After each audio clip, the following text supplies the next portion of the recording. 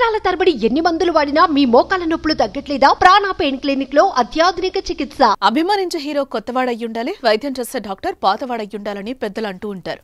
అనుభవజ్ఞుడైన doctor అయితే సరైన వైద్యం చేయగలడని నమ్మకం. కొత్త వారితో ప్రాణాలను రిస్క్ చేయలేం కనుక శ్రీకాకుళం జిల్లాలో అప్పుడే పుట్టిన పసికంతు మృతి చెందింది.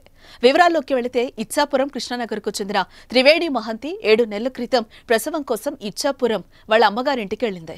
8-9 నెలలు ఇచ్చాపురం కొఠారి నర్సింగ్ హోంలో చేరింది. 10 నెలలు దాటినా ఇంకా సమయం ఉందని రోజులు గడిపేశారు. అయితే బుధవారం ప్రసవం అయింది. కానీ పుట్టిన బాబు చనిపోయాడు. అయితే కాన్పు చేయడం ఆలస్యం అవడం వల్లే బిడ్డ చనిపోయిందని బాధిత కుటుంబ సభ్యులు ఆరోపిస్తున్నారు. నిర్లక్ష్యంగా వ్యవహరించిన డాక్టర్పై చర్యలు తీసుకోవాలని డిమాండ్ చేస్తున్నారు. శ్రీకాకుళం అండి, మా అత్తగారిది ఇచ్చాపురం. నాకు పెళ్ళి సంవత్సరం అయింది. తొలసూరు కాన్స్కని మా మిస్సెస్ ని ఇక్కడ తీసుకురావడం జరిగింది. డెలివరీ డేట్ 5 ఆగస్టు కల్లా అయిపోయింది. అయినా డాక్టర్ గారు నార్మల్ డెలివరీ చేద్దామని వెయిట్ చేయించి ఈ రోజు డెలివరీకి చేయించి నా బిడ్డని, చనిపోయిన బిడ్డని నాకు ఇచ్చారండి. వాళ్ళకి సరైన ట్రీట్మెంట్ తెలియకుండానో చేసిన ట్రీట్మెంట్ వల్ల ఈ రోజు నా బిడ్డ చనిపోయాడండి. వాళ్ళకి ఏం ఆరోగ్యం ఉందండి? కనీసం ఇది గైనిక్ కాదు వాళ్ళు.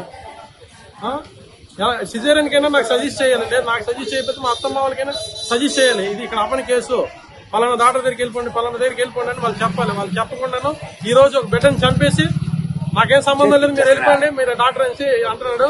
నాకు జరిగిన అన్యాయం ఇంకోసారి ఏ ఒక్కడికి కూడా జరగకూడదు. ఇంకో బిడ్డ బలి కాకూడదు. ఇక్కడ మీరు ఏం చేయాలి? నాకు హాస్పిటల్ సీజ్ చేయడం కావాలి.